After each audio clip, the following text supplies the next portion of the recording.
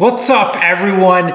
Check this thing out. Now, am I buying toys? Yes. Is this super cool? Yes. Do you know what this is? Probably not. So get prepared because we bought a big model because there's probably only a handful of these in the whole world. So this is the next best thing. But we're going to be talking about the US Army or Department of Defense or military Chenwolf or Chenoth.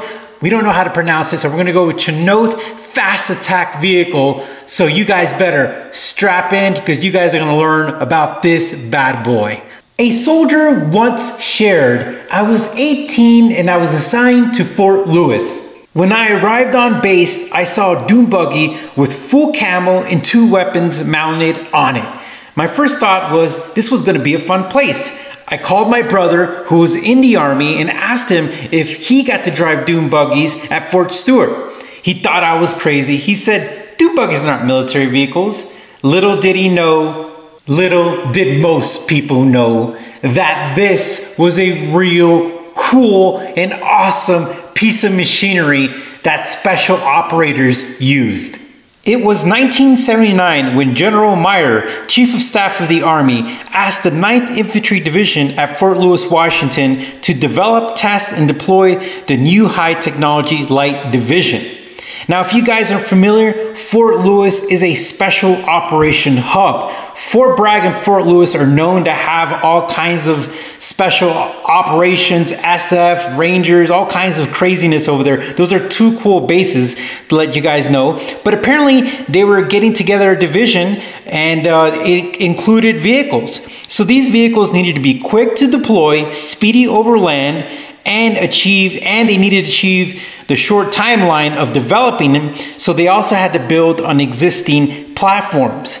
Now, I've worked with military projects before, so that meant that they needed to find something that was tested and true and build off of that for their high technology light division. So this is pretty cool. This was the beginning of the fast attack.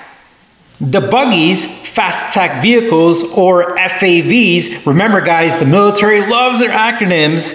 The FAVs that would overrun Fort Lewis in 1982 were supplied by Chenoweth. Again, I don't know how to pronounce it, but you guys probably know. But anyways, Chenworth Racing Products of off-road racing fame. So guys, we did do a little research on Chenworth, and he was a dominator in Baja, in off-road. So it makes sense that the Army would get the SME. The SME is your subject matter expert, and they got the best of the best, and it looks like they brought in Chenworth Racing Products.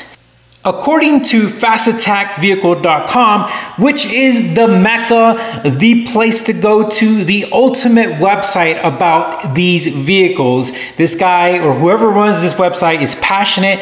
If you guys want to learn everything, this is it. He's got manuals, he's got pictures, he's got stuff you will only find on this website, so make sure you check it out. But according to fastattackvehicle.com, beginning in 1982, Chenoweth built and delivered 120 sandrails based on a 2LW commercial model, but with major modifications to the suspension and more supports built into the chassis. These changes were necessary to carry the extra weight of the weapon systems. Those weapon systems were installed after the Army took delivery and ranged from machine guns to grenade launchers. Now, if you look over here about the chassis, this is one of the few times I've ever seen dual of everything. The front looks like it's got dual coilovers and shocks in the front, and in the back it looks like there's literally 3 dampeners or 3 shocks for each side, which is crazy. And it makes sense though, because if they're carrying 3 full-blown operators with all this stuff, it is really neat. But I'm not well versed in off-road stuff, but it is really cool to see like 6 pairs of shocks in the back. As for the specifications, the standard air-cooled gasoline-powered FAV produced about 94 horsepower at 4,400 RPMs. The 4-speed vehicles topped out at about 80 miles per hour, with rumors that the Army capped at about 75 miles per hour and weighed in about 1,500 pounds at the curb weight, before all the armaments were added. Depending on the configuration of the weaponry, 2 to 4 soldiers could fit in the 150-inch long, 60-inch wide FAV.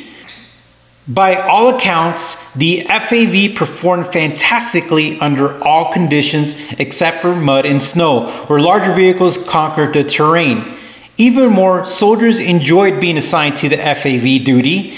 The back-breaking ride was part of the thrill, and even a rollover was an issue because the FAV's frame protected the passengers. I mean, me being an army guy, me being a human, this thing would be awesome to drive. Who wouldn't love to be rolling around in a dune buggy? According to one soldier, it did not hold loose cans of soda. However, whenever we would roll the FAV over, the cans, both full and empty, would fly out and litter the desert, with some traveling 30 feet away. Our sergeant or officer would stop to make sure that we were okay and then make us clean up the mess before flipping the FAV over and continuing on with the mission.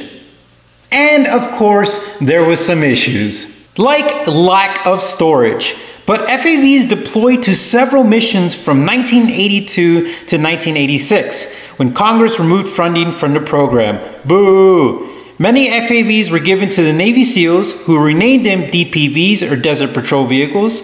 Some went on to patrol nuclear bases, while yet others went to Portugal. Today, it is estimated that about 15 to 20 still exist. If you want to see one, you'll need to visit one of a handful of military museums or buy one of these really cool models that I have, right? This thing is epic. Or if you want to buy one, you'll have to be diligently and lucky. Oh man, I'll totally get one. There are several and great sources to get information about the fast attack vehicle. But remember, one of the best places we found our information was at fastattackvehicle.com. The webmaster has accumulated tons of primary sources like vehicle manuals and 1980s news articles and soldier stories like the ones we shared. There's a lot more to learn about these military buggies. And guys, that was the first generation. Later on, Congress paid for the light strike vehicle and then later on for the advanced strike vehicle. I know it gets confusing, but all of these are super cool. Well, I hope you learned something because I had a lot of fun. This is going on the shelf, and here at Driver's Therapy, it doesn't matter if it's a sports car, a dune buggy, or a remote control car, or anything. Whatever it is, it's fun. All right, guys, thanks for watching. You take care. Punch the like button, punch the subscribe button, punch me. No, don't punch me. All right, guys, we'll talk to you soon.